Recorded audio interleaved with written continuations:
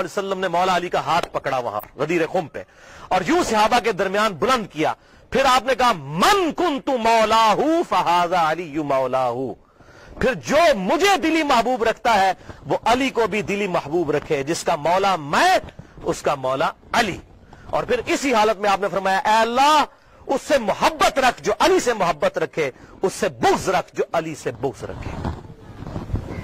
اس موقع پر آپ صلی اللہ علیہ وسلم نے ارشاد فرمایا. تو مولا کا مطلب ہے دلی محبوب, مشکل کشا, حاجت روا نہیں. مولانا ہم اپنے مولویوں کو جو کہہ رہے ہوتے ہیں مولانا, اس کا کیا مطلب ہوتا ہے؟ ہمارے دلی محبوب. قرآن میں آیا سورہ تحریم کی آیت نمبر 4 میں فَإِنَّ اللَّهَ هُوَ مَوْلَاهُ وَجِبْرِيلُ وَصَالِحُ الْمُؤْمِنِينَ. نبی کا مولا ہے اللہ, جبریل, ایمان والے اور تمام فرشتے نبی کے مولا ہیں, اور نبی ان کے مولا ہیں دلی محبوب. جو مولا کا مشکل کشا والا معنی ہے وہ اللہ کے لیے خاص ہے. یہاں پر معنی آپ دیکھیں کیا کہا کہ میں تم پر تمہاری جانوں سے بڑھ کر حق رکھتا ہوں, دلی محبوب. النبی اولا بالمؤمنین, نبی اولا ہے. اولا مولا یہ تمام الفاظ دلی محبوب کے لیے, جگری یار کے لیے. تو یہ اس کا مشکل کشا معنی لینا بالکل ظلم ہے بھائیو. قرآن پاک میں واضح طور پر آیا ایاک نعبد و ایاک نستعین, اے اللہ ہم صرف تیری ہی عبادت کرتے ہیں, غائب میں مدد کے لیے صرف تجھی کو پکارتے ہیں. یہ تو جھگڑا ہی نہیں ہے کہ سیدنا علی رضی اللہ تعالیٰ عنہ کو اختیار ہے یا نہیں.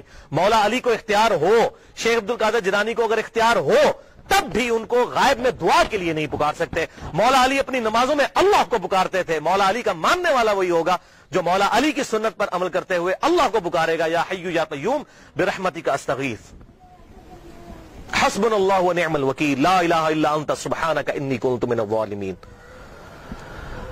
بارش کون برساتا ہے؟ اللہ. ڈیوٹی کس کی ہے؟ فرشتوں کی. تو بارش فرشتوں سے مانگیں گے یا اللہ سے؟ اللہ سے. تو سیدنا علی کو اگر اختیار ہو بھی تب بھی ان کو پکاریں گے نہیں. ہاں ظاہری اسباب وہ معاملہ بالکل ڈیفرنٹ ہے.